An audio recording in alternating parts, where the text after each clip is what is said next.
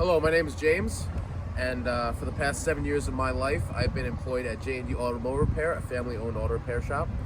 And one of the most important things I do on a daily basis is oil changes, and I'm going to show you how to do yours today. For demonstration purposes, I'm going to use this 2006 Toyota Highlander. First thing you're going to do is you want to make sure you actually need an oil change. First thing you want to do is let your car run a little while.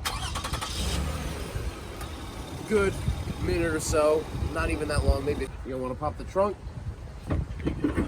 Check the dipstick right here. It's located usually right next to the oil cap. You're gonna want to wipe it off a little, put it back in, check the level, change. Usually if your car takes regular oil, which is 5W30 or 5W20, it's about 3,000 miles per every oil change. If it's synthetic oil like 0W20, it's usually about 5,000, about every 5,000 miles.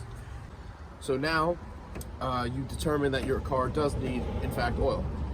So the first thing you want to do is determine what kind of oil and what kind of filter you're going to need. So I would recommend looking that up on AutoZone or just online in general. So after you determine that, you're going to want to, once you have your oil and your filter, you want to take the cap off. That's the way so the flow when you drain it is better. Everything else, filter can be in a lot of places. Usually it's underneath, near the drain bucket itself. So I've determined that it's not up here, so most likely it's underneath the car. Underneath the vehicle, and you'll see that this right here, sometimes it's more towards the front, more towards the back. Right here is your drain plug, right here.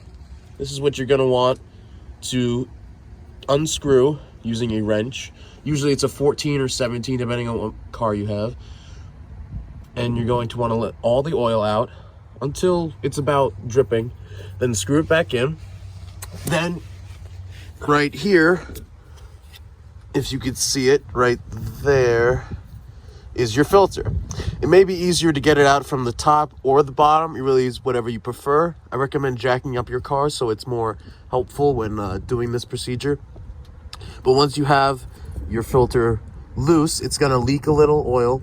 I recommend having a drain bucket for that too as well. And you're gonna want to let that leak all out.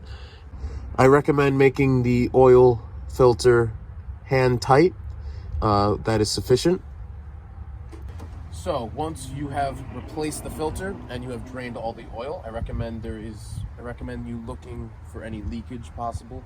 Once all that is you're sure about all that, you're gonna want to fill your oil. It depends on how much your car needs and what kind it needs, but you need to specify that beforehand doing this.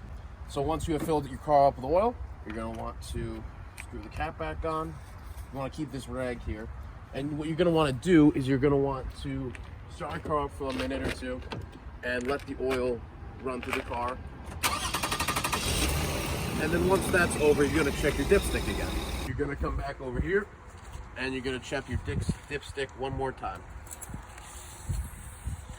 Just making sure that it is at a sufficient level.